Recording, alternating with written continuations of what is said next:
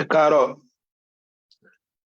mo kí wa káàbọ̀ sí orí ètò JAMB UTME series.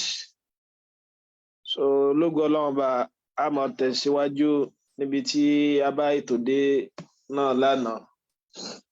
Ẹ rí i pé lánàá a parí inequalities, àdẹ̀gbádéhùn pé lénìí a máa bẹ̀rẹ̀ sequence and series. Tẹ́ ẹ bá gbàgbé, ẹ rí i pé nínú àlàyé tí mo máa ń ṣe fún wa ní gbogbo ìgbà, òun náà ni pé ẹni tó bá fẹ́ mọ̀ ṣírò dáadáa ó gbọ́dọ̀ mọ mú ìṣirò láti kíni o, láti ìpìlẹ̀, tó ra ti mọ̀ pé bíi pẹlẹbẹ báyìí náà láti ń ṣe kíni, láti máa mú ọ̀lẹ̀ jẹ. Tá a bá ní sequence náà ni àwọn ètò nǹkan kan tó jẹ́ pé lọ́pọ̀lọpọ̀ ọgbà nọ́mbà ni ó mọ jẹ́. Tó á jẹ́ pé àwọn ètò yẹn o, ẹja máa gbọ́ àwọn ètò yẹn yé sí nísìnyí pé bíi nọ́mbà, so tí wọ́n ṣe kíni o, tí wọ́n tẹ̀ láwọn òfin bó ti wà àwọn ètò tó yẹ pé kíni o, ètò nọ́mbà tó tẹ̀lé àwọn òfin. Ẹ rí i pé nígbà tá a wà nílé ìwé alákọ̀ọ́bẹ̀rẹ̀ àbí nígbà tí a tiẹ̀ ṣàlàyé set fún wa, ṣe ń pa ní set of natural numbers, so ti sequence ni tọ́ra ní 1 2 3 4 5 6 7 débi tó dé, mo ti yá báwọn. Ètò nọ́mbà ni o, ó sì tẹ̀lé àwọn òfin, torófin tó ń tẹ̀lé òun náà ni pé kí ni o, lẹ́yìn 1 kí n tún kan nọ́mbà tó kàn tí ń ṣe 2, tí bá tún fẹ́ mú èyí tó kàn lẹ́yìn rẹ̀ kí n tún ro 1 àmọ́ kó jẹ́ 3, tó ti yé wa. Tá bá rí àwọn ètò nọ́mbà báyìí tó ń tẹ̀lé àwọn òfin, a máa sọ pé kí ni o, a máa sọ pé sequence ni. Gẹ́gẹ́ bá a ṣe padà rí nísàlẹ̀ pé sequence náà set náà ni o, ó kàn jẹ́ pé yàtọ̀ kékeré náà ló wà láàárín set àti kí ni, àti sequence. Lọ́pọ̀lọpọ̀ ọgbà bá a ṣe máa ń kọ set, tá a máa ń kọ sínú kíni o, braces, tó jẹ́ pé a máa fi kọ máa dá wọn láàrin, mo bó ti yá báwọn, so a lè máa kọ sequence náà bẹ́ẹ̀, so tí màá padà máa ṣàlàyé àwọn ìyàtọ̀ eléyìí tó ṣe kíni o, eléyìí tó wà láàrin wọn. Ìgbà tá a ti á mọ kíni sequence jẹ́ o, gẹ́gẹ́ bí ètò nọ́mbà, kò túmọ̀ sí pé nọ́mbà ni ó mọ jẹ́ ń gbogbo ìgbà, bẹ́ẹ̀ mo fẹ́ ké kó lọ́pọ̀lọpọ̀ ìgbà nọ́mbà ni tẹ́ kó tẹ̀lé àwọn kíni o, àwọn òfin. Ẹ rí i pé ká pé bá nírú nǹkan báyìí náà, bá prime number between 2 and 10, ṣe é pa náà léléyìí o, 7, mo rò bó ti yá báwọn. Sequence lòun náà toró tẹ̀lé àwọn òfin kan náà, mo rò bó ti yá báwọn, so toró tẹ̀lé àwọn òfin. Tàbí ká pé odd number, ẹgbẹ́ odd number láàrin 1 sí 10, ẹ̀hàn páwọn náà ní kíni 1 3 5 7 9. Torí mo lè mọ̀ pé lẹ́yìn tí n bá ti máa lákọ̀ọ́kọ́, mo lè mọ ẹlẹ́ẹ̀kejì, mo tún lè mọ èyí tí ó kàn lẹ́yìn rẹ̀, so tí ta bá ti rírun fẹ́ kàn báyìí, a máa sọ pé kíni o, a máa sọ pé sequence ni. Ká wá lọ mọ̀ àwọn nọ́mbà ilé ọ̀kọ̀ọ̀kan. Ẹ̀dùnkẹ́ ká pé set ni, kí ni àwọn nọ́mbà ilé ọ̀kọ̀ọ̀kan á máa kàn án ní element. Ó lè túmọ̀ sí element náà ní sequence, ṣùgbọ́n ọkọ̀ tí wọ́n sábà máa ń pè òun náà la máa ń pè ní kíni o, term. Tó ti yé báwọn.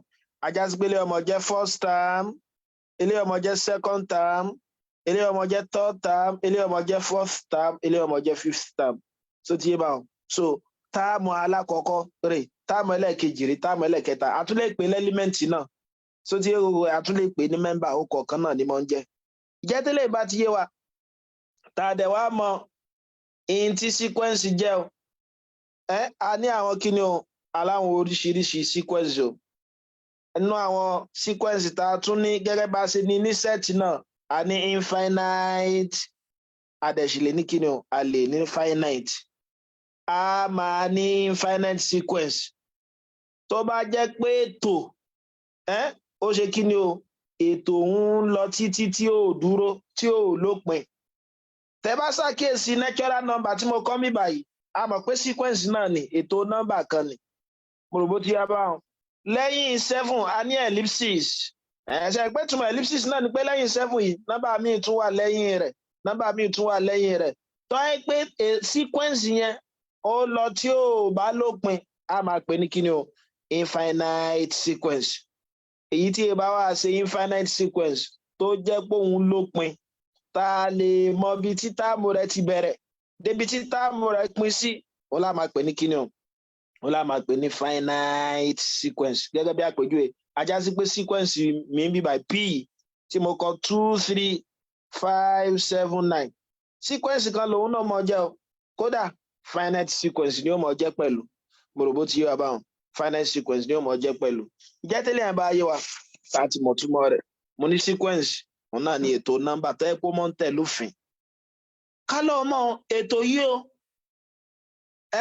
tàbí ká sọ pé tá a bá sọ pé ètò ṣe é pé nínú rẹ̀ a lè sọ pé order bí ètò bóyá kí ni èyí tí ó gbà àkọ́kọ́ eléyìí tí ó jẹ́lẹ̀ kejì èyí tí ó jẹ́lẹ̀ kẹta so tí ó lè mọ lọ síwájú títò rẹ̀ ó lè mọ lọ síwájú bóyá láti ibi tó ti kéré sí lọ síbi tó pọ̀ sí ó lè mọ wá sẹ́yìn náà ní descending order láti ibi tó pọ̀ sí débi tó kéré sí adẹ̀lẹ̀mọ́ alternate ẹ̀ mo bó ti yá báwọn gẹ́gẹ́ bí àpèjúwe nìsín ṣe é pé irú tí bá kọ́ ọdún kan báyìí 3 5 7 9 àti bẹ́ẹ̀ bẹ́ẹ̀ lọ sequence kan ni ẹ rí i pé ọ̀nà ìgbà tó eléyìí àti kékeré ló ti lọ ó ń lọ síbi tó ṣe kí ni o níbi tó tún ga sí 3 ni o 5 ni o lẹ́yìn 5 7 ni o tó tún ju 5 lọ lẹ́yìn 7 a tún ní 9 tó náà tún ṣe kí ni o tó tún ju 7 lọ mo bó ti yá báwọn ajá sí pé ọ̀dà rẹ̀ ń bí báyìí ó ń jẹ́ bí forward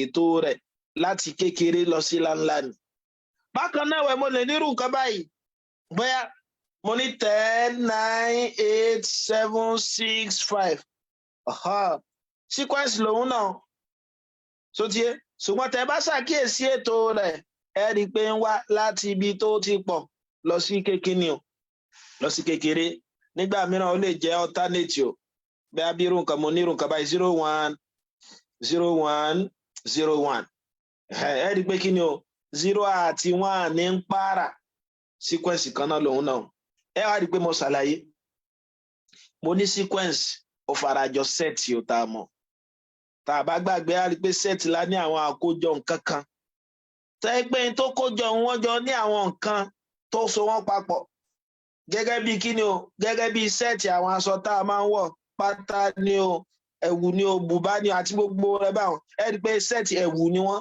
ìwọ̀ nǹkan wọ̀ mo bó ṣe yá báwọn so sequence àti set náà wọ́n wá fara para wọn ṣùgbọ́n yàtọ̀ tó wà ń bẹ̀ náà ni pé kí ni o táàmù tí a máa rí ní sequence gẹ́gẹ́ mo ṣe sọ́nsìn 3 5 7 9 a ti mọ̀ pé sequence ni kódà táàmù kan leléyìí o táàmù kan ní 3 táàmù kan ní 5 táàmù kan ní 7 táàmù kan ní 9 mo rò bó ti yá báwọn àwọn táàmù yẹn o ó láwọn òfin kan tí ó mọ sọ táàmù rí lẹ́yìn táàmù mìíràn so ti yá báwọn irú rẹ̀ báyẹn kò sí ní set ṣùgbọ́n yóò mọ ṣe kí ni o yóò mọ wà ní sequence torí nísìnyí mo ti mọ̀ pé 3 lélẹ́yìí lẹ́yìn tí mo ní 3 mo ní 5 lẹ́yìn 5 mo ní 7 ẹ pé tẹ bá ṣàkíyèsí rẹ̀ à ń ro 2 mọ́ táàmù alákọ̀ọ́kọ́ làá fi mọ táàmù ẹlẹ́ẹ̀kejì tí bá tún ro 2 mọ́ táàmù ẹlẹ́ẹ̀kejì màá fi mọ táàmù kí ni o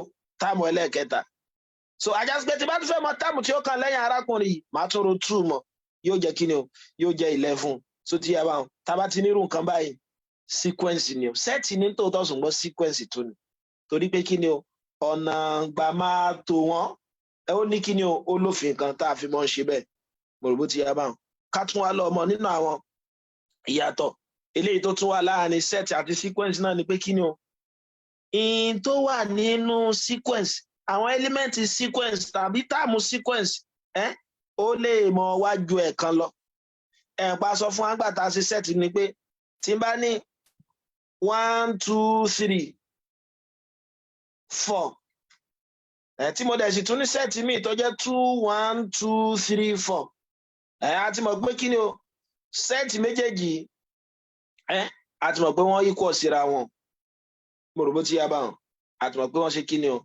a ti mọ̀ pé wọ́n equal síra wọn torí ọmọ ẹgbẹ́ kan náà ni wọ́n ṣe kí ni ọmọ ẹgbẹ́ kan náà ni wọ́n ní kò túmọ̀ sí pé 2 1 2 3 4 yìí náà ìtú nǹkan kan náà ni pé ká ní kí ni o 1 2 3 4 mo rò bó yí wa báwọn ṣùgbọ́n sequence ọmọ ẹgbẹ́ kan lè wájẹ́ kan lọ torí táàmù la máa fi ṣiṣẹ́ gẹ́gẹ́ bí àpèjúwe nísìn ṣe pé mo ní tá bá ní bí alternate sequence bí 0 1 0 1 0 1 0 1 ẹ rí i pé sequence ni set náà dẹ̀ ṣì ní pẹ̀lú ṣùgbọ́n tẹ bá ṣàkíyèsí eléyìí 0 1 náà ní element méjì náà ló ní 0 1 ṣùgbọ́n eléyìí ó ní ju element kan lọ pàápàá jùlọ táàmù eléyìí tó wà ń bẹ táàmù mẹ́wàá ni torí táàmù aláwọ̀kọ́ ni táàmù ẹlẹ́ẹ̀kejì táàmù eléyìí tún yàtọ̀ sí táàmù eléyìí nítòótọ́ 0 ni wọ́n jọ jẹ́ ṣùgbọ́n ṣé kí ni o wọ́n yàtọ̀ síra wọn mo bó ti yá bá wọn ṣùgbọ́n ká lọ mọ̀ notation kan náà láàmú lò fún un sequence wa àlèkọ́ náà báyìí ni wọ́n máa wà nínú braces so ti yé báyìí á dẹ̀ máa ṣe kí ni o a máa fi kọ́má a máa fi dáhùn láàrin gẹ́gẹ́ bí mo ṣe ṣàlàyé pé sequence yóò mọ ní àwọn òfin hàn ilé ìtọ́ ẹ́pá fi máa mọ ohun tó kàn lẹ́yìn kí ni o ohun tó kàn lẹ́yìn táàmù kan gẹ́gẹ́ bí mo ṣe sọ lẹ́ẹ̀kan ẹgbẹ́ tá a bá ní 3 5 7 9 ẹ rí i pé pẹ̀lú òfin náà ni pé kí n mọ ọrọ̀ kí ni o kí n mọ ọrọ̀ 2 láti fi mọ táàmù tó kàn láti mọ̀ pé lè jẹ́ 11 so ti yé bó wà ní tó bá jẹ́ pé mo fẹ́ find bíi 100 term ńkọ́ ṣe pé lẹ́yìn sí nǹkan pé wọ́n fẹ́ ká find the first 10 terms ó rọrùn ṣùgbọ́n ó tún lè ṣe kí ni o ó tún lè nira torí máa ṣe mọ̀ ṣe kí ni máa yóò gbé kí náà ilé yóò jẹ́ 13 ilé yóò jẹ́ 15 ilé yóò jẹ́ 17 bó wà ní ká pé wọ́n fẹ́ kí n find 1 million term ńkọ́ ṣe pé ó lè má rọrùn láti mọ ṣe mọ wá lọ́yọ̀ kọ̀ọ̀kan báyìí mo rò bó ti yẹ máa hàn ajá sí pé a lè wá fọ́múlà tó yẹ pé yóò mọ̀ ṣe kí ni o tí ó mọ̀ ṣiṣẹ́ fún a lè wá fọ́múlà tí ó mọ̀ ṣiṣẹ́ fún so gẹ́gẹ́ bí àpèjúwe nísìn ẹ rí i pé tẹ bá ṣàkíyèsí first term mú bí báyìí first term kí ló fún wa o 3 ẹ mọ̀ ṣàkíyèsí rẹ o second term a ní 5 àbí third term a ní kí ni o a ní 7 ẹ rí i pé tẹ bá kíyèsí eléyìí ó dàbí kẹ́ mọ̀ sọ pé kí ni o 2 times 1 plus 1 mo bó ti yé mi báwo 2 times 1 plus 1 eléyìí òun náà dà gẹ́gẹ́ kẹ́ mọ̀ sọ pé kí ni o 2 times 2 plus 1 mo bó ti yé báwo mo tún lè sọ pé kí ni o 2 times 3 plus 1 ajá sí pé tó ń túmọ̀ sí náà ni pé kí ni o tí n bá fẹ́ mọ táàmù tó kàn kí n máa multiply 2 pẹ̀lú number of táàmù rẹ̀ kí n máa rò wá mọ́ la sọ pé 2 times 1 2 plus 1 ló fi fún wa ní 3 2 times 2 4 plus 1 ló fún wa ní 5 2 times 3 6 plus 1 ló fi fún wa ní 7 ìgbà tí mo ti mọ òfin yìí báyìí ajá sí pé mo lè wá 100 term mi kí ni 100 term ní ó máa jẹ́ 2 times 100 plus 1 so ti yẹ báwọn yóò mọ̀ fún wa ní kí ni o 201 ọ̀yà nth term ń kọ́ ká lè kó lákòótán tí wọ́n bá nth term òun náà ni pé kí ni o ká kó lákòótán nth term náà máa jẹ́ pé nígbà tó yẹ pé 5th term òun jẹ́ 2 times 5 plus 1 10th term òun jẹ́ 2 times 10 plus 1 100th term òun jẹ́ 2 times 100 plus 1 ẹgbẹ́ tí n bá 100 term mò ń sọ pé 2 times 100 plus 1 àyà pé tí n bá ní Gafari term yóò máa jẹ́ 2 times Gafari plus 1 ọ̀yà nth term náà máa jẹ́ kí ni o 2 times n plus 1 ajá sí pé fọ́múlà fún sequence lélẹ̀ mo bó ti ń bá wọn so tí n bá ti á mọ fọ́múlà fún sequence mi yẹn mo lè fi mọ gbogbo tí n bá fẹ́ mọ̀ pátá ajá sí pé tí n bá ti mọ̀ pé 2n plus 1 mi yìí òun ni fọ́múlà mi ọ̀yà mo lè wá 77th term o ajá sí pé 77th term nísìnyí pé kí n mọ̀ dára mi láàmú ibi tí n bá ti rí ẹni níbi ìgbà ìmọ̀ máa gbé 77 sí yóò máa jẹ́ 2 times 77 plus 1 mo rò bó ti yá bá wọn yóò máa jẹ́ 154 plus 1 àbí so yóò máa fún wa ní kí ni o 155 yóò máa fún wa ní 155 ẹ rí i pé a ti ṣe kí ni o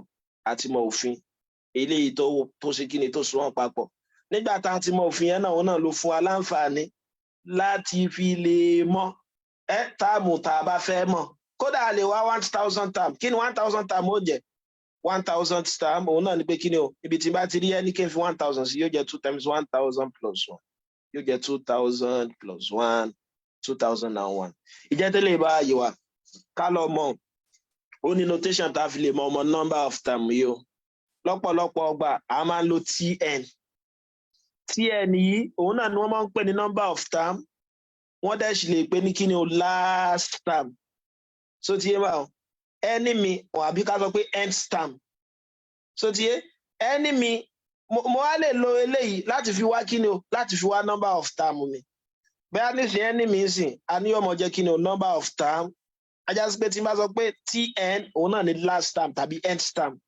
bẹ́ẹ̀ tí n bá ní t20 kí ló wọ́n mọ̀ jẹ́ o 28th term mo bóyá báwọn so 28th term so ká pé béèrè fún wa nísìn wọ́n fún wa ní pé tn sequence ni o ẹ mọ́ gbàgbé lè kọ sequence báyìí wọ́n tó bá jẹ́ pé jẹ́ kí ni o 1 minus n everything raised by n so ti ìbéèrè wa sọ pé find t20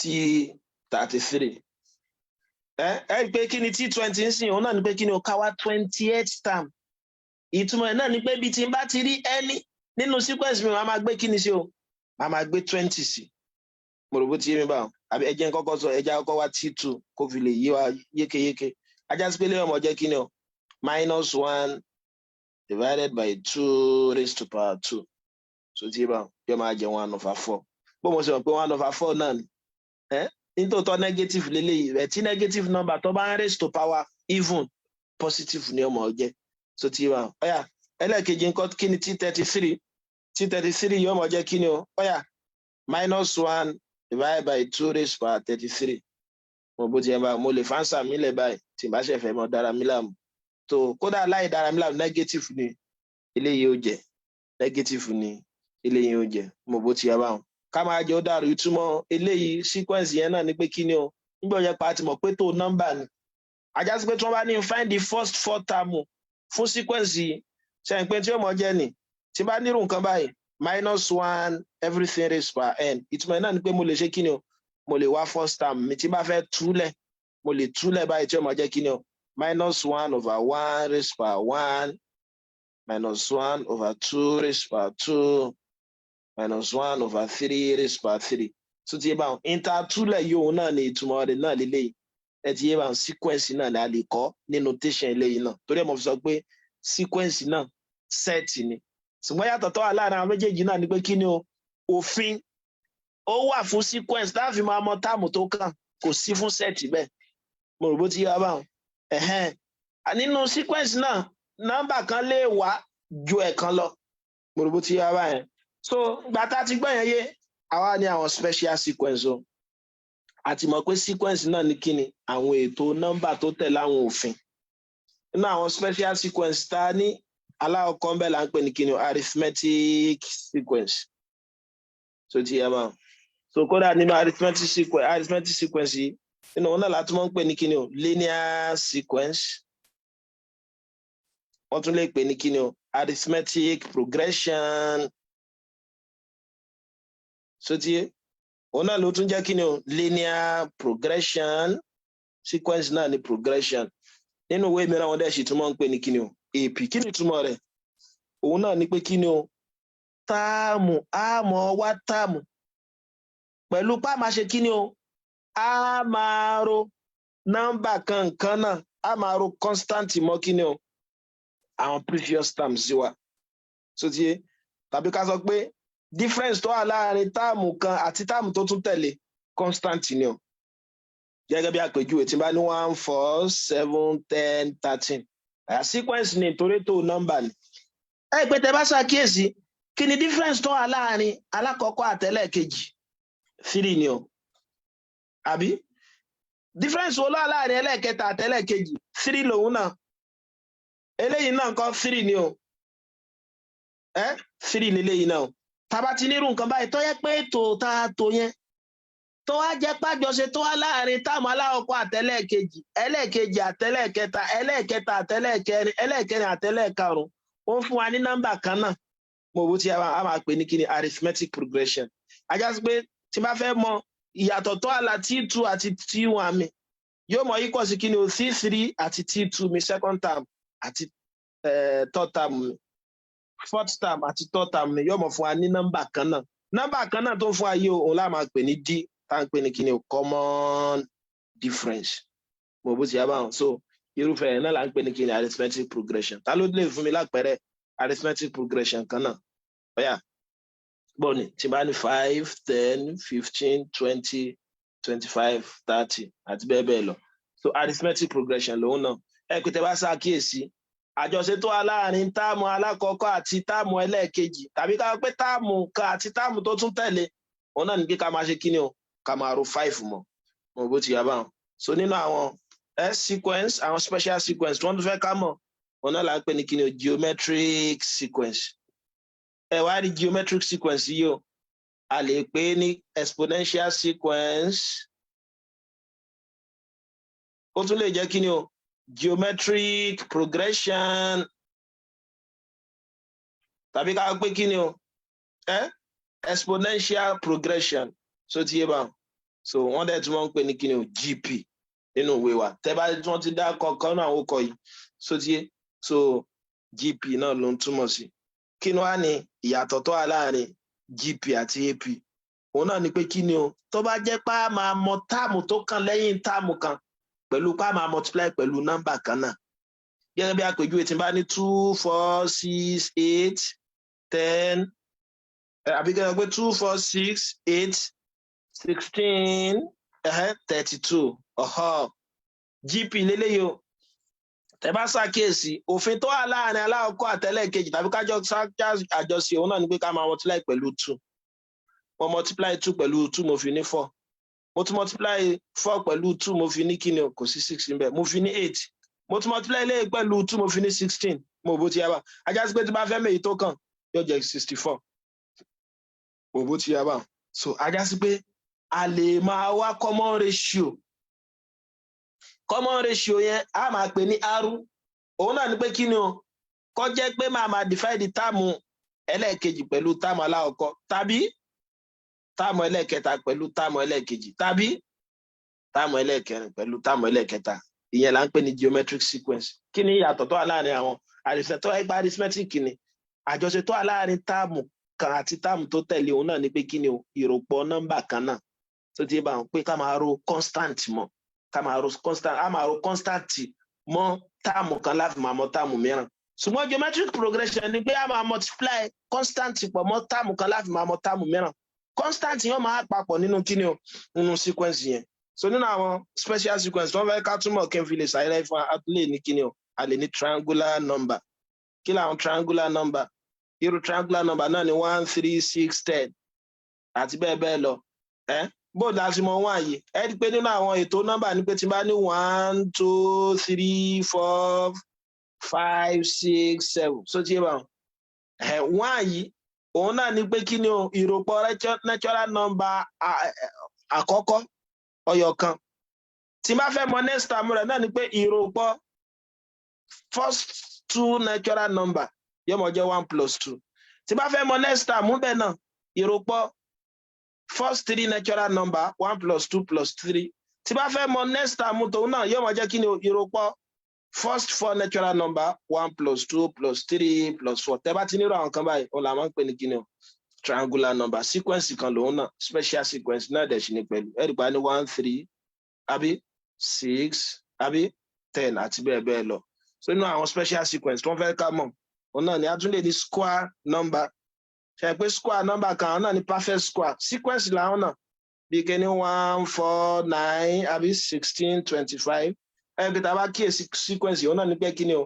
àwọn square number eléyìí ni 1 square 2 square 3 square 4 square 5 square àti bẹ́ẹ̀ bẹ́ẹ̀ lọ mo rò bó ti yá bá a tún lè ní cube number kódà a pè nǹkan kan ní Fibonacci sequence special sequence lòun náà kí ni Fibonacci sequence òun náà ni pé kí ni o tó jẹ́ pé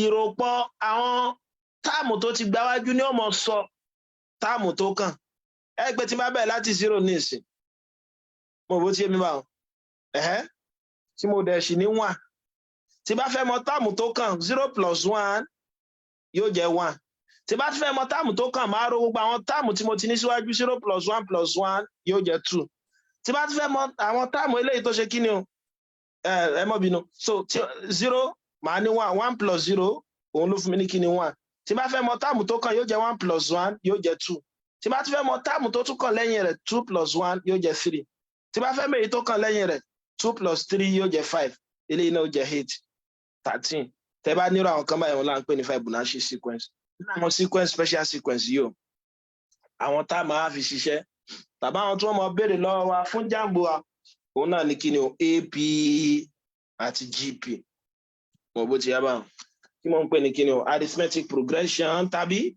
geometric progression tí wọ́n ń pè ní arithmetic progression tàbí geometric progression ká mọ́ gbàgbé o pé tá bá ní arithmetic progression pé sequence kan ni o tó yẹ pé tí n bá fẹ́ mọ àjọṣe tó wà láàrin táàmù kan àti táàmù tó tẹ̀lé máa ro nọ́mbà kan náà mọ́ bóyá bíi 2 gẹ́gẹ́ bí àpẹẹrẹ tí bá ní 2 4 6 8 10 arithmetic progression geometric progression tí mo la lè pè ní exponential sequence náà òun náà ní pé kí ni o tí n bá fẹ́ mọ táàmù tó tún kàn lẹ́yìn táàmù kan máa multiply nọ́mbà kan náà wọ́n á fẹ́ fún wa fún AP àti GP yìí o ìyìn tí wọ́n mọ̀ bẹ́ẹ̀ lọ wá ń bẹ̀ òun náà ní bá ṣe lè wá nth-term òun náà ní pé tí wọ́n bá fún wa ní sequence kan bó o láṣẹ mọ wá táàmù kí táàmù látara rẹ̀ mo bó ti yá báwọn so ẹlẹ́ẹ̀kejì ń bẹ̀ òun náà ní pé kí ni o bá ṣe lè mọ wá sum so ti báwọn máa padà mọ ṣàlàyé nsàlẹ̀ a lè ní sum lóríṣiríṣi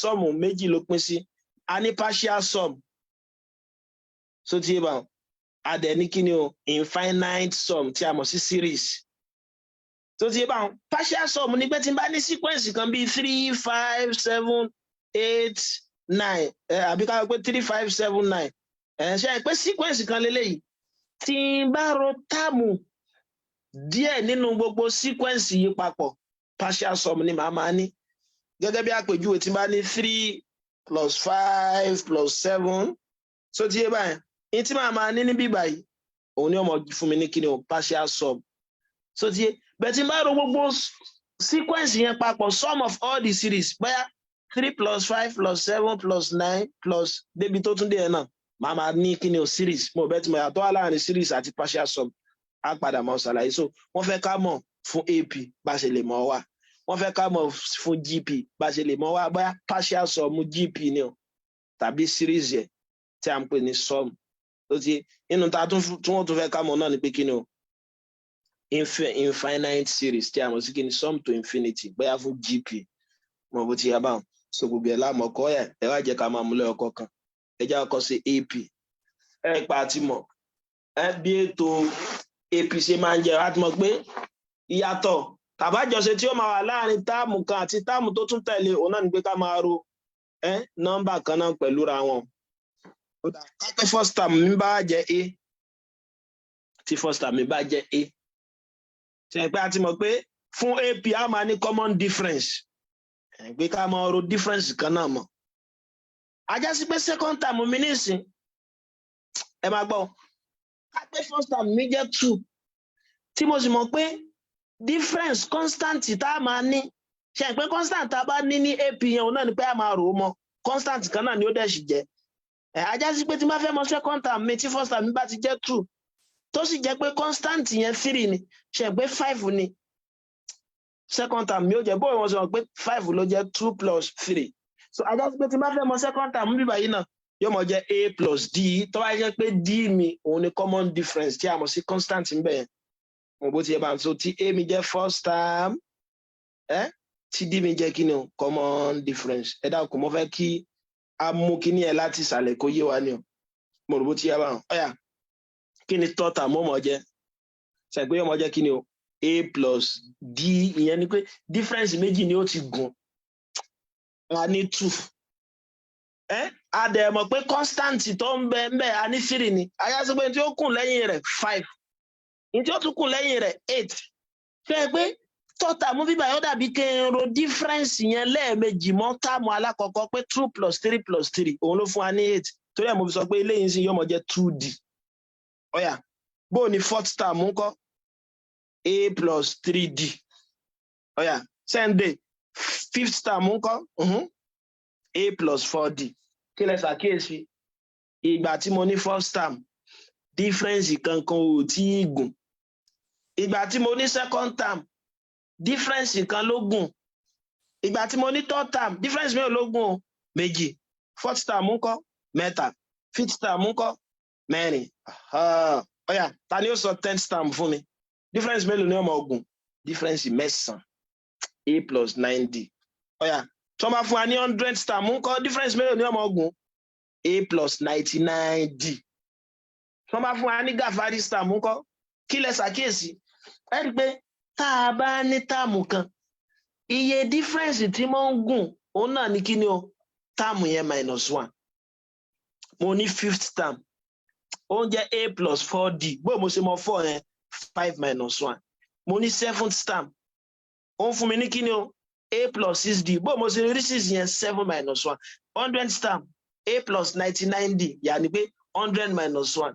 Ajá sí pé Gafari's term yóò mọ jẹ́ A plus Gafari minus 1D. Mo bó ti yá báwọn. Àwa lè mọ nth term wa nísìnyí pé tá a bá wá fọ́múlà wa fún. Ajá sí pé kí ni nth term yóò mọ jẹ́? A plus n minus 1D. Ẹ dákun sóyè wà báwọn bọ́n ṣe rí fọ́múlà yẹn nìyẹn. So ti yé tó yẹ pé A mi ó jẹ́ first term àbí? So n mi jẹ́ kí ni o? Number of term. So TD mi dẹ̀ sì jẹ́ kí ni o? Common difference. TD mi jẹ́ common difference. Ẹ dákun ṣe agbálá yẹn yé. Ajá sí pé tí ìbéèrè bá fún mi pé kí n wá kí ni nígbà tí mo ti mọ̀ pé Tn mi last term mi jẹ́ kí ni? A plus n minus 1D. Tí ìbéèrè wá sọ fún mi pé kí n find the 500th term, kí n mọ̀ dára mi láàmú. Yóò mọ̀ jẹ́ A plus ẹ wá yọ 1 kó nu term yẹn. 499D. 1000th term ńkọ́? A plus 999D. Ìjẹ́ tẹ́lẹ̀ yẹn bá yọ ẹ jẹ́ fún wa ní àpẹẹrẹ kan so that a fi gbọ́ yìí o. Ọ̀yà, ẹ wo béèrè yìí o. Ìbéèrè náà sọ fún wa pé find 9th term, 100th term of the AP, kí ni AP? Arithmetic progression. Mo ní wọ́n lè pè ní linear sequence náà. Nǹkan kan náà ni. 5, 10, 15, 20. So tí bá 5, 10, 15, 20. Níṣẹ́ báyìí, ẹ rí i pé AP ní tòótọ́. Torí tẹ bá ṣàkíyèsí àjọṣe tó wà láàrin táàmù kan àti táàmù tó tẹ̀lé nọ́mbà kan náà ni o. Ẹ rí i pé difference tó wà láàrin 5 àti 10 àti 5 ń bí báyìí 5 ni o. Láàrin eléyìí àti eléyìí náà 5 ni o, 5 ni o. Tó bá ti jẹ́ pé ẹ ní common difference báyẹn láàrin àwọn táàmù, a máa pè ní kí ni o? A máa pè ní AP. Kí ni wàá ní A mi? A mi ni first term. Kí ni first term ń bí báyìí? 5. So ti bá wọn. Kí ni common difference mi? 5 lòun náà. Bó la ṣe mọ̀ pé 5 kápẹ́ wọn ò fún wa gan. Tẹ bá fẹ́ wa òun náà ni pé kí ni o? Common difference yẹn lè mọ sọ pé táàmù ẹlẹ́ẹ̀kejì minus táàmù alákọ̀ọ́kọ́. Tàbí táàmù ẹlẹ́ẹ̀kẹta minus táàmù ẹlẹ́ẹ̀kejì nǹkan kan náà ni ó mọ̀ fún wa. Yóò máa jẹ́ 10 minus 5 tí ń ṣe 5 tàbí kẹ́ni 20 minus 15.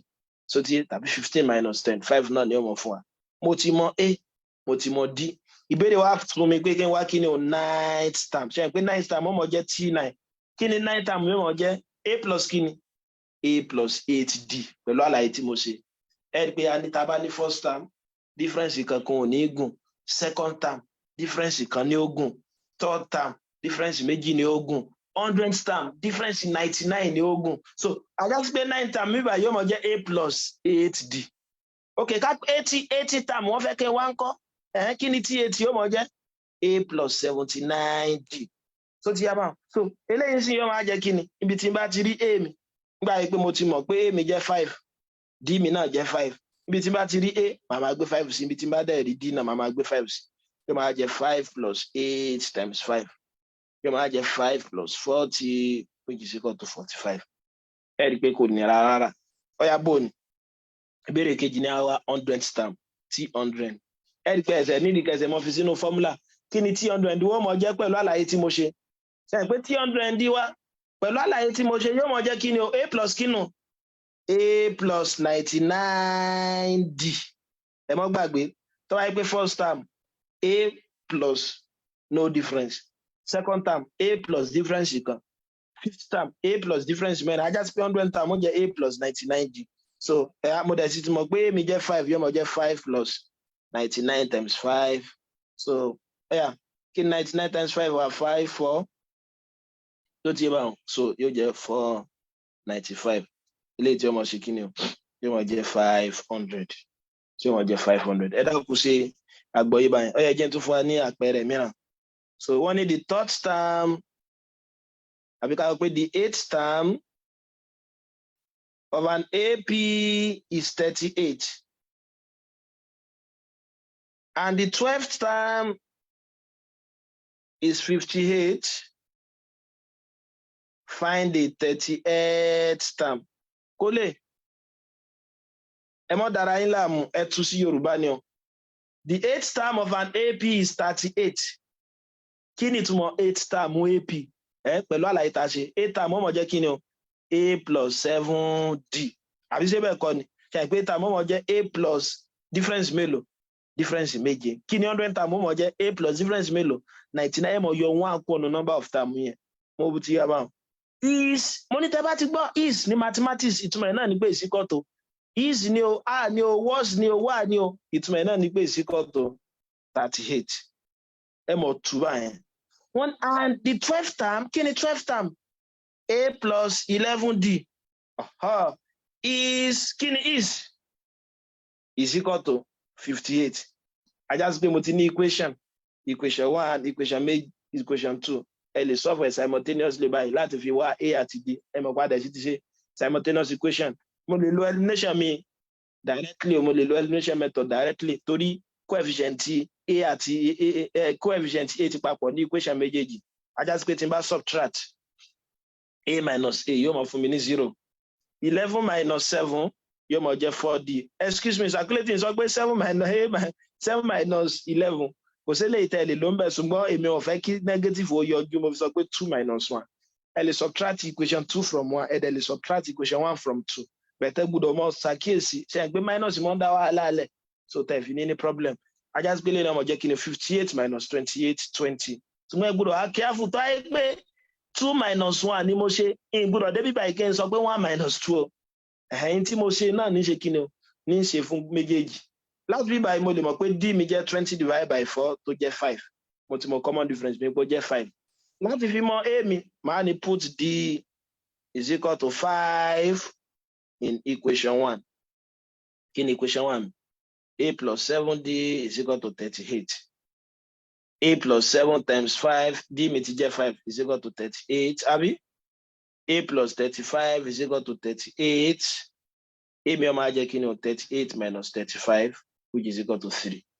Ajá sí pé A mi jẹ́ 3, D mi jẹ́ 5. Mo lè wá ogun tí wọ́n bá fẹ́ kí n wá báyìí. Kí ni ìbéèrè wá ní àwa? Ìbéèrè ní find 38th term. Yàní T30. Kí ni T30 ó mọ̀ jẹ́ pẹ̀lú àlàyé tí mo ṣe? A plus kí nu? Ẹ̀yà. A plus kí nu? 29D.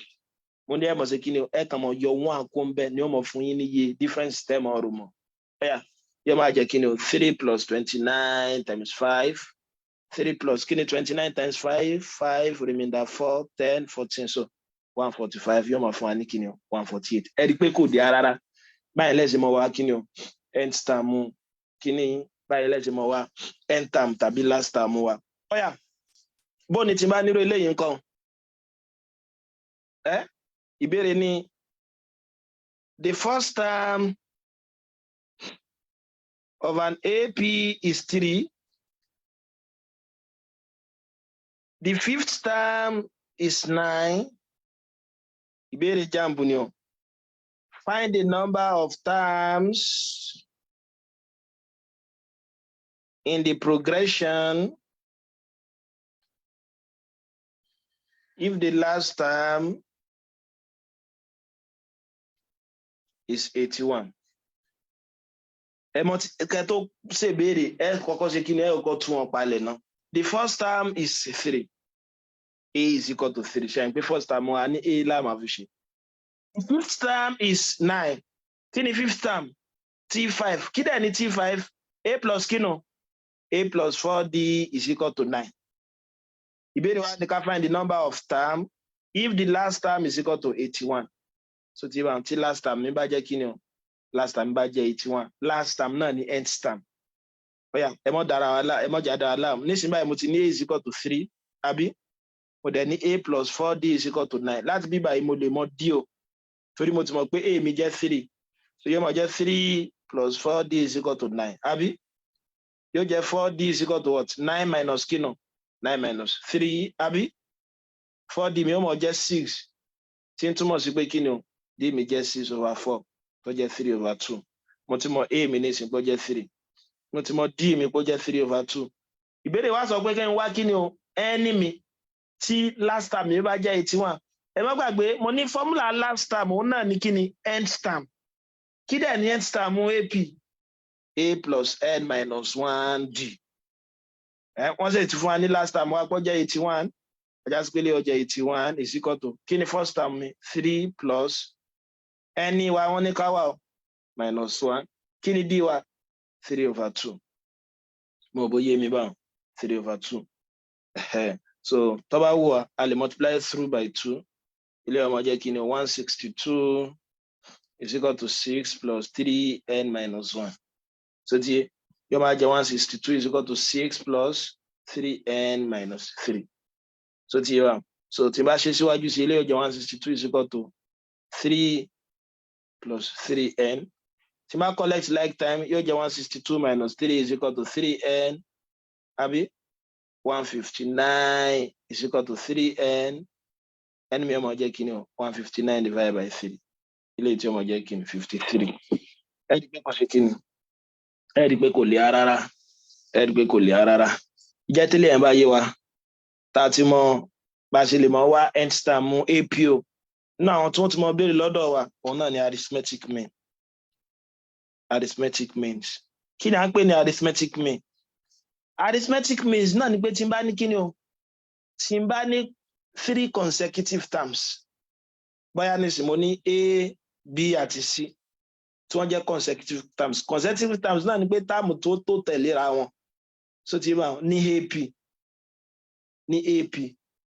rí middle term bíbà yìí tí ń ṣe b yìí òun là ń pè ní arithmetic mean arithmetic mean ní a àti c kẹ́ máa dára yín láàmú arithmetic mean a àti c yìí o òun náà ní kí ni o a plus c divided by 2 yàní main ní alákọ̀ọ́kọ́ àtẹlẹ́kejì so ti bá ajásí pé tẹ bá ní 3 consecutive terms tẹ bá ní x y àti z mi ìtumọ̀ rẹ̀ náà ni pé y mi tó tí àwọn táàmù yìí dẹ̀ sì jẹ́ ap y mi ọmọ jẹ́ kí ni o s plus z/2 so tí n bá y ọmọ jẹ́ s plus z/2 so yíwa bó ṣe jẹ́ bẹ́ẹ̀ ṣe n pé tí n bá ní abc kápá fẹ́ wá ṣe n pé tí n bá fẹ́ wá common difference mi ń sì mo lè sọ pé b minus a ni ṣe n pé nígbà jẹ́ pé a ti mọ̀ pé common difference yóò mọ̀ wà láàrin táàmù aláwọ̀kọ́ ní tí ó wà láàrin eléyìí yóò mọ̀ papọ̀ mọ́ ní tí ó wà láàrin eléyìí mo rò bó ti yé mi báwọn ọ̀yà bó ni eléyìí náà mo tún lè sọ pé d mi tún lè jẹ́ kí ni o c minus b ṣérọ́ ni pé kìí ṣe kí ni o kìí ṣérọ́ nísìnyí báyìí d mi nísìn ajá sí pé tí n bá ro méjèèjì papọ̀ eléyìí ó fún mi ní 2d is equal to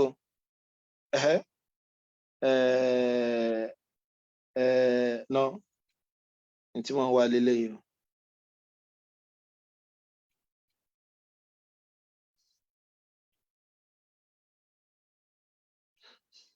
ẹwọ eléyìí nìsín eléyìí jẹ́ b minus a àbí eléyìí jẹ́ c minus b mo bó ti yá báwọn difference làwọn méjèèjì nígbà yẹn pé common difference ni mo lè yí kó ọ̀hún síra wọn b minus a mi ó wọ́n jẹ́ c minus b tí n bá collect like times tí n bá gbára kùnrin wá bíbá yóò jẹ́ b plus b is equal to c plus a so ti yé báwọn eléyìí ó jẹ́ 2b is equal to c plus a àbí tí n bá fi b mi ṣe subject of the formula yóò jẹ́ c plus a/2 bó ṣe jẹ́ bẹ́ẹ̀ nìyẹn proving rẹ̀ nìyẹn but ká mọ̀ dáa láàmú náà ni pé tí n bá ní 3 consecutive term p q r tó dẹ̀ sì jẹ́ pé nú ap ni wọ́n wà ajá sí pé q mi ọmọ jẹ́ kí ni o táàmù àárín yẹn yóò mọ jẹ́ ìròpọ̀ táàmù alákọ̀ọ́kọ́ àti táàmù ẹlẹ́ẹ̀kẹta yẹn divided by 2 so ti ẹ jẹ́ fún alápẹ̀rẹ̀ kan nísìn wọ́n ní if the 3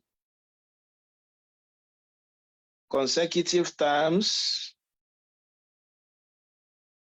of an APR s plus 4 2s plus 8 and 12 find x ẹ̀rí pa ní 3 consecutive term àdẹ́ntà bá ti ní 3 consecutive term arithmetic mean ni wọn òun ni tààrin yìí àdẹ́ní tààrin yìí ọmọ ṣe déédéé pẹ̀lú kí ni ìrọ̀pọ̀ alákọ̀ọ́kọ́ s plus 4 àti ìrọ̀pọ̀ ẹlẹ́ẹ̀kẹta táàmù kẹta yẹn divided by 2 mo lè wá ẹ̀sìn mi láti bí báyìí By cross multiplying bẹ́ẹ̀ ṣe máa ń ṣe ilé ó jẹ́ 2s plus 8 àbí s plus 16 yóò máa fún wa ní 4x plus 16 is equal to s plus 16 so ti yé báwọn so 4s minus s equal to 16 minus 16 3s equal to 0 s will be 0 divided by 3 eléyìí tó jẹ́ 0 àyà sí pé tí n bá fẹ́ find the term yìí ó lè jẹ́ 4 torí 0 plus 4 4 yóò jẹ́ 8 so eléyìí náà jẹ́ 12 tẹ́ bá ṣàkíyèsí rẹ̀ ẹ rí i pé ap ni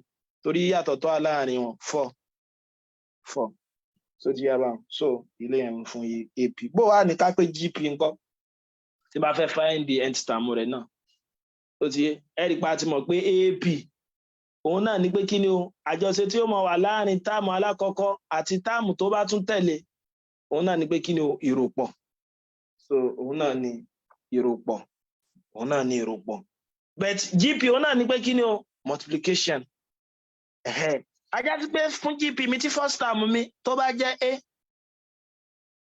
nígbà tá a mọ̀ pé constant ń bẹ kápá pè ní ratio common ratio kápá sọ pé r ni common ratio ẹ̀ṣẹ́ pé tí n bá fẹ́ mọ second term òun náà ní pé n tó jẹ́ constant ń pààrà yẹn kí n máa multiply rẹ̀ pẹ̀lú first term yóò jẹ́ kí ni o ar third term ńkọ́ ajá sí pé r yẹn méjì ni máa multiply rẹ̀ mọ́ a yóò máa jẹ́ ar square so yóò wá bó ṣe jẹ́ ẹ̀sán pé tá a bá ní 2 4 8 16 kí n tó mọ 2 yìí mo multiply 2 pọ̀ mọ́ 2 ló fi fún mi ní 4 mo tún multiply 2 pọ̀ mọ́ 4 ló fi fún mi ní 8 ajá sí pé 2 mélòó mo multiply pọ̀ mọ́ 2 tó fi fún mi ní 4 2 lẹ́ẹ̀mejì tí ń ṣe 4 so tí yé bá fourth term bí báyìí yóò máa jẹ́ kí ni o ar raised by 3 sẹ́yìn àkíyèsí tí n bá ní fourth term r raised by 3 fifth term ńkọ́ ar raised by 4 ajá sí pé 100th term ńkọ́ kí lóun náà wọ́n jẹ́ ar raised by 99 kí lẹ́ ń ṣàkíyèsí ìgbà tó ń jẹ́ 100 power tí ń bẹ lórí r ó ń jẹ́ 99 òun náà ní pé mo yọ wọn àkóónú táàmù yẹn lẹ́fì mọ́ power tí ó máa wà lórí r 90th term iná wọn jẹ́ ar 90 what 89 so ti gafari term ńkọ́ ar gafari minus 1 ajá sí pé ẹ lè wá nth term yín mo dẹ̀ sọ fún wa pé nth term òun náà ní jẹ́ last term kí ni last term ó wá jẹ́ arn minus 1 ẹ rí i pé à ń yọ wọn àná kún bẹ́ẹ̀ ni first term kò ní àní power kankan kò tiẹ̀ sí r kankan second term a ní ar yàní pé ar raised by 1 tó ti yé báwọn so third term ar raised by 2 fourth term ar raised by 3 fifth term ar raised by 4 100th term ar raised by 99 ẹ rí i pé ẹ ń ṣàkíyèsí ìgbà tó ń jẹ́ 100 power ń jẹ́ 99 à ń yọ wọn àkún bẹ́ẹ̀ ajá sí pé tó bá jẹ́ n a máa yọ wọn àná kónú n táyé pé bọ́lá star mú kọ́ ar bọ́lá minus 1 pẹ̀lú eléyìí nísìnyí ẹ rí i pé mo lè wá gbogbo táàmù mi ń gbà yìí pé mo ti mọ fọ́múlà bó wà ní lápẹ́ mo nírò àpẹẹrẹ example báyìí ìbéèrè sọ fún mi pé kí ni o find 8 àti 5th term of the gp ẹ má gbàgbé pé gp náà ni pé kí ni o wọ́n lè pè ní exponential sequence 10 20 40 80 so ti yé báwọn kí ni first term wọ́n bí báyìí 10 kì í ṣe common difference lẹ́mọ̀ wá ní gp ṣùgbọ́n kí lẹ́mọ̀ wá common ratio nígbà ó yẹ pé tá a bá fẹ́ mọ táàmù tó tún kàn lẹ́yìn táàmù kan a máa multiply pẹ̀lú constant kan náà wọ́n já sí pé common ratio mi ẹ lè wá tí wọ́n bá fún wa pẹ̀lú kí ni o bóyá ẹ mọ̀ divide táàmù ẹlẹ́ẹ̀kejì pẹ̀ mọ́ táàmù aláwọ̀kọ́ tàbí táàmù ẹlẹ́ẹ̀kẹta pọ̀ mọ́ táàmù ẹlẹ́ẹ̀kejì nǹkan kan náà ni wọ́n mọ̀ fún wa tàbí táàmù ẹlẹ́ẹ̀kẹrin pọ̀ mọ́ táàmù ẹlẹ́ẹ̀kẹta so ilé ọmọ fún wa ní 2 wọn bó ti ń bá ajá sí pé common ratio mi jẹ́ 2 times 10 ló fún mi 20 times 2 ló fún mi ní 40 times 2 ló fún mi ní 80 so ti yé mi báwọn pẹ̀lú eléyìí nísìnyí mo wá lè mọ kí ni o mo lè mọ àwọn tí wọ́n ní kí n wá nísìnyí báyìí wọ́n ní kí n wá 8th term kí ni 8th term mìíràn jẹ́ pẹ̀lú tí mo sọ t8 ar raised to power kí ni ar raised to power 7 ẹ mọ́ gbàgbé lẹ́ẹ̀kan sí tó bá yí pé first term a second term second r ní raised to power 1 third term ar raised to power 2 fourth ar raised to power 3 90th-term AR 89 ajá sí pé 8th-term ń bí báyìí yóò máa jẹ́ AR raised power 7 ẹ kàn yọ 1 kúrò nínú term yẹn òun ni ó jẹ́ tí power rẹ̀ ó máa jẹ́ so ti yẹn bá mo sì ti mọ̀ pé a mi jẹ́ 10 times kí ni r wà 2 raised power 7 so 2 raised power 7 ẹ̀dẹ̀ mọ́ gbàgbé pé léyìí jẹ́ kí ni o 128 yóò máa jẹ́ 10 times 128 1280 so ti yẹn bá ọ̀yà kápẹ́ béèrè wá tún ní wá T5 ń bí báyìí kí ni T5 ó jẹ́ AR raised power kí ni AR raised power 4 yóò máa jẹ́ 10 times 2 raised power 4 10 times 16 yóò jẹ́ 160 ọ̀dà kápẹ́ 1000 term wọ́n ní kí n wá ń kọ́ kí ni 1000 term ó jẹ́ AR raised power what 999 so ti yóò máa jẹ́ 10 times 2 raised power 999 so ẹ̀rí pé kò ṣe kí ni ẹ̀rí pé kò lè rárá ẹ̀rí pé kò lè rárá ọ̀yà ẹ jẹ́ tún fún alápẹ̀rẹ̀ mi wọ́n ní the third term of a GP is 45 and the fifth term is 405. Find the GP if the common ratio is positive. So if the common ratio is positive, kí ni GP yẹn máa jẹ́? The common ratio bá jẹ́ positive. Láti ṣe léyìn náà kò ṣe kí ni o? Láti ṣe léyìn náà kò lè rárá o. Bó máa ṣe ẹ mọ́ dára yín láàmú. Wọ́n ní the third term of a GP. Kí ni third term ó máa jẹ́? Ẹ mọ́ dá. Kí ni third term pẹ̀lú àlàyé tí mo ṣe? AR raised power kí ni? Raised power 2.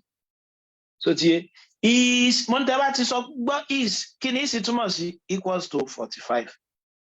And the fifth term kí ni fifth term? AR kí ni o? AR raised power 4. Mo ní tẹ́ bá ti ní term yẹn tẹ́ bá fẹ́ mọ power tí ó máa lórí r ẹ mọ yọ 1 kún bẹ́ẹ̀ 90th term ó máa jẹ́ AR raised power 89. So ti is equal to 405. So ti wá a gbé mo ti ní equation 1 mo ti ní equation 2 mo fẹ́ wá a àti r ajá sí pé máa tún solve simultaneously náà. So ti àti ṣeré eléyìí náà lẹ́ẹ̀kan kí lẹ lè ṣe ẹ rí i pé ẹ ní hard ẹ ní divide nígbà tí lè yẹ sí linear. So ti wá intel lè ṣe mi báyìí ni pé ẹ divide mo lè sọ pé divide tó bá yẹ pé GP tẹ fẹ́ mọ a àti r yẹn mọ divide tó bá yẹ pé AP ẹ mọ̀ ṣe kí ni ẹ mọ̀ hard tàbí ká subtract. So ti mo lè ní divide 2 by 1 yóò máa jẹ́ AR raised power 4 divided by AR squared 405 divided by 45. So ti yẹn bá eléyìí ó gélé 2 yá 1 2 yá 2 kí ni mo nílẹ̀ R square is equal to ọ̀yà kí ni 405 so 5 lè lọ mi by 9 81 9 yá 1 9 yá 9 ajá sí pé R square mi jẹ́ 9 R mi ọmọ jẹ́ kí ni o plus or minus square root of 9 tí n ṣe plus or minus 3. Bèbèrè sọ fún wa pé kí ni o find the GP if the common ratio is positive. Tí common ratio mi bá jẹ́ positive ajá sí pé bùkátà kè mọ́ mú negative mọ́ R mi ti jẹ́ 3 mo lè mọ A mi o mo lè ní put R is equal to 3 in any of the equation ká pé equation 1 kí dẹ̀ ni equation 1 mi AR square is equal to 45 yóò máa jẹ́ A3 squared is equal to 45 àbí yóò jẹ́ kí ni o 9A is equal to 45 àbí A mi ó máa jẹ́ kí ni o 45 over 9 tí ń ṣe 5 ajá sí pé A mi o 5 ni o R mi jẹ́ 3 wọ́n á ní kí n wá kí ni kí n wá tí GP yóò mọ̀ jẹ́ ẹ̀dẹ̀ mọ́ gbàgbé pé GP wa náà ni pé A àbí first term jẹ́ A kí ni second term AR kí ni third term AR square kí ni fourth term AR raised power 3 àti bẹ́ẹ̀ bẹ́ẹ̀ lọ ajá sí pé tí GP mi ó mọ̀ jẹ́ mo lè substitute àwọn arákùnrin yìí yóò mọ̀ jẹ́ 5 times 3 5 times 3 squared 5 times 3 raised power 3 so tí yóò máa jẹ́ 5 15 45 kí ni 27 times 5 5 3 135 ẹ pé GP ń tẹ́ bá ṣàkíyèsí common ratio kan náà ló ṣe kí ni ọlọ́wà láàrin wọn bó ní eléyìí nǹkan wọ́n ní ilé GP nínú GP á ti mọ ronú sí o pé kí ni o tá a bá fẹ́ mọ táàmù tó kàn lẹ́yìn táàmù kan máa multiply pẹ̀lú constant tàbí wọ́n ní the second and fourth term are 0.04 and 1 respectively. Ìbéèrè wa sọ pé kí ni o find common ratio. Number 2, first term. In the GP, ìbéèrè JAMB náà ni o. Find what? Second. The second and fourth term are 0.04 and 1 respectively. Tẹ́ bá ti gbọ́ respectively ń pé aláwọ̀kọ́ tí wọ́n kọ́ dákọ̀ bí báyìí, òun náà ló ní eléyìí. Ẹlẹ́ẹ̀kejì, òun náà ló ní eléyìí. Kí ni second term GP? Kí nù? AR. Tó ti yé bá ń sẹ́ pé second náà ni pé power tí ó máa lókè AR yẹn á máa yọ 1 kún bẹ́ẹ̀. Yóò máa jẹ́ AR2 minus 1 tí ń ṣe AR is equal to 0.04. Fourth term is 1. Kí ni fourth term wa? AR raised by 3 òun jẹ́ 1. Tó ti yé bá ń ìbéèrè wa ni ká find kí ni o? Common ratio tí ń ṣe R wa. Ká define the first term tí ń ṣe A wa. Tó ti yé? So láti ṣe eléyẹn náà kò ṣe kí ni o? Láti ṣe kò le rárá. Kí máa ṣe ń bẹ̀ òun náà ni pé kí ni o? Eléyìí máa divide rẹ̀. So ti yé mi bá ṣe pé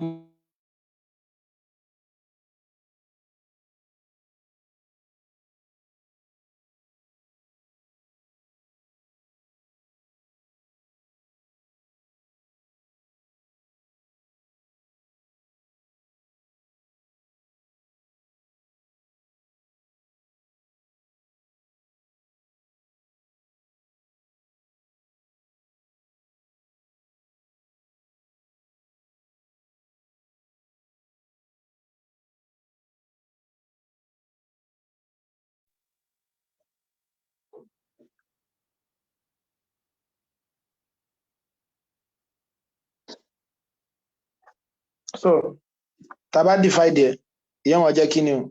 Gba divide 2 by 1. Tó bá ìpele jẹ́ equation 1, ilé jẹ́ equation 2. Yóò máa jẹ́ AR raised by 3 divided by AR 1 divided by 0 over 4. So ti yé wa 1 divided by 0 divided by 4. Ọ̀yà ẹ rí pé lẹ́yìn nísìn kí la mọ̀ ni o? A yóò gé A, R yóò gé R yóò kú méjì mi báyìí. Àmọ́ ní R square is equal to 1 divided by 0.04. So ti yé ṣe àpé mo lè tún ilé ìkọ́ tí ó mọ̀ jẹ́ kí ni o 4 over 100. Àbí? So yóò mọ̀ jẹ́ kí ni o 4 over 100. Tá bá lo tákìtì lọ wá fún. Ajá sí pé lè ọmọ jẹ́ kí ni o 100 over 4. R mi ọmọ á jẹ́ kí ni o square root of 100 over 4. Which is plus or minus 10 over 2. So ti yé wa plus or minus 10 over 2 tí ń ṣe 5. So ti yé mo ti mọ R mi sì ń pọ́ jẹ́ 5. Ajá sí pé mo lè wá A mi o. Màá ní put R is what? Plus or minus 5 in any of your equation. Ká pé equation 2. Ṣé àwọn pé equation 2 mo ní AR raised by 3 is equal to 1. Màá ní when R is equal to 5. Màá ní A5 raised by 3 is equal to 1. So ti A mi máa jẹ́ 1 over 5 raised by 3. Which is equal to 1 over 125. So ti ẹ tún ṣe when R is equal to -5. Yẹ́ máa jẹ́ kí ni o? A minus 5 raised by 3 is equal to 1. A mi máa jẹ́ kí ni o? 1 divided by minus 1 over 25 tí ń ṣe minus 1 over 25. So ti ajá sí pé tí A mi bá jẹ́ kí ni? Tí A mi bá jẹ́ 5. Àbí tí R mi bá jẹ́ 5. A mi jẹ́ kí ni o? 1 over 25. So 1 over 25. Ilé yẹn náà ni kí n fi lè káàdì rẹ̀ lẹ̀ ẹjá wa ṣe geometric mean. Ẹ má gbàgbé ìpè mo ní arithmetic mean náà ni pé tá bá ní 3 consecutive terms ká rán wa létí pé P, Q, R tí wọ́n á jẹ́ AP. Arithmetic mean náà ni pé Q yóò mọ̀ jẹ́ kí ni o? Ìròpọ̀ aláwọ̀kọ́ àtẹlẹ́ẹ̀kejì divided by 2. Pẹ̀ká pé geometric mean náà ni pé òun náà ni pé tí n bá ní 3 numbers nínú GP náà tí wọ́n jẹ́ ABC. Rí bí yìí òun ni ó mọ̀ jẹ́ kí ni o? Geometric means wọn. Yóò máa dàbí kí ni o?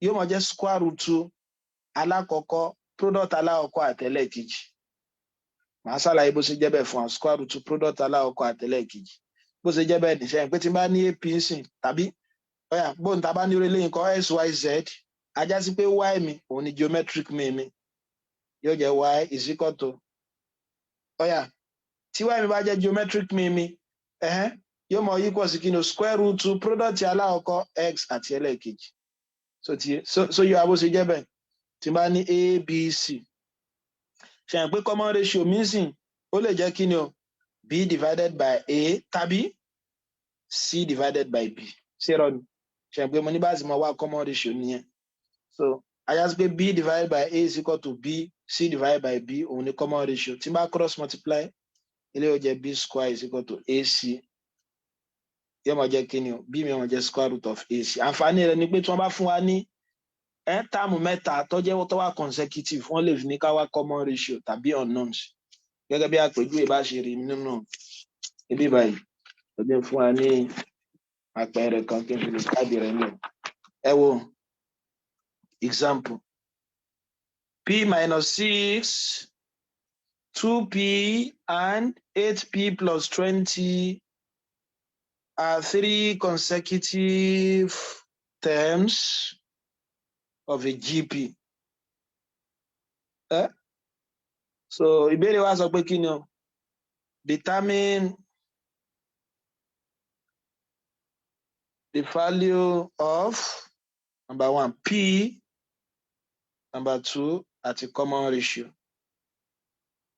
láti ṣe kò lè rárá a ní p minus 6 2p 8p plus 20 consecutive term níwọ̀n a dẹ̀ sọ fún wa pé tá a bá ti ní consecutive term ká mọ́ da aláàmú term tó wà láàrin yìí tó wáyé pé gp ni òun náà ni yóò máa jẹ́ pé ní square root of product eléyìí àti eléyìí yóò máa jẹ́ p minus 6 8p plus 20 so tàbí tá a bá fẹ́ da aláàmú òun náà ni pé mo lè ṣe kí ni o mo lè equate àwọn méjèèjì síra wọn eléyìí yòówù tẹ́ bá àdìkẹ́ ṣe ń bẹ̀ òun lẹ́gẹ̀ẹ́ tiẹ̀ ẹlẹ́ẹ̀kejì ni pé ẹ lè equate eléyìí síra pé yóò máa jẹ́ p minus 6 divided by 2p divided by p minus 6 equals to 8p plus 20 divided by 2p.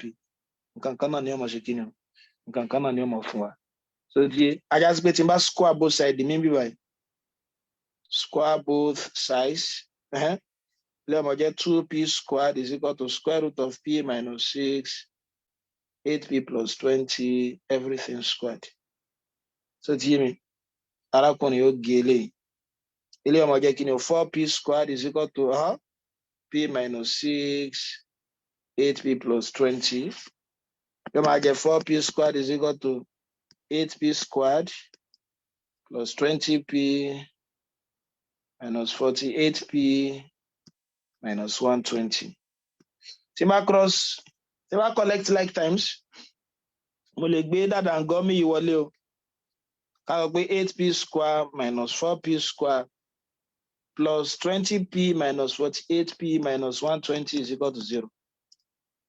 Ilé ó jẹ́ 4p square minus 28p minus 120 is equal to 0. Pé 4 common, mo lè divide through by 4, yóò jẹ́ p square minus 7p minus 30 is equal to 0. So ti yá báwọn. So minus 30 is equal to 0. Ó ti di quadratic equation. A means in jẹ́ 1. B mi jẹ́ minus 7, C mi jẹ́ kí ni o minus 30. Máa wò pé kí ni màá máa multiply pẹ̀lú ara rẹ̀. Nọ́mbà méjì wo ni màá máa multiply pẹ̀lú ara wọn tó jẹ́ factor 30 tí yóò máa fún mi ní minus 30. Tó yẹ pé tí n bá rò wọn papọ̀ yóò máa fún mi ní minus 7. Ẹ má gbàgbé bá a ṣe máa wà. Ṣe pé factor 30 ni 1, 2, àbí 3, 5, 10, 15 àti 30. Èwo nu wọn láyé pé tá a bá ṣe kí ni o tá a bá rò papọ̀ yóò máa fún mi ní minus 30 tí máa yọ wọn kúrò ní ara wọn tí ó dẹ̀ sì máa fún mi ní kí ni o tí ó máa fún mi ní minus 7 so wà ṣé ipa àti ṣàṣìṣe tàbá ti ṣàṣìṣe ọ̀yà ẹ̀rù ní sísọ wà sẹ́yìn pa àwọn bèjì yẹn ni 130 215 àbí 310 Oh, mo ti ṣe mistake o. Eléyìí 6 náà wà ń bẹ̀ 6 5. But ṣé ń tọ́ pé tá a bá kó papọ̀ yóò fún wa ní 7 wà ń bẹ̀. Ẹ ronú sí o. Ẹ gbé kó fẹ́ sí 30 15 2 kò lè fún wa. Ó wà o 10 àti 3. So ti yé bá 10 àti 3. So torí -10 times 3 yóò fún mi ní -30. -10 plus 3 náà mọ̀ fún mi ní -7. Ajásípélé ọmọ jẹ́ p squared -10p plus 3p minus 30 is equal to 0. Màá group wọn báyìí. P kọ́mọ ilé ó jẹ́ p minus 10 plus 3 into p minus 10 is equal to 0. Ajásípé p minus 10 náà tún kọ́mọ. Kí ni ó kù? P plus 3 is equal to 0. P mi ọmọ jẹ́ 10 or P mi ọmọ jẹ́ kí ni? -3. So ti yé. AP tí wọ́n dẹ̀ fún wa. Ẹ jẹ́ kí n kọ́ GP tán fún wa. A ní P minus 6 2p 8p plus 20. Ajásípé tí P mi bá jẹ́ 10 kí ni màá máa ní? Yóò jẹ́ 10 minus 16 sí 4. 20 times 10 that's 20.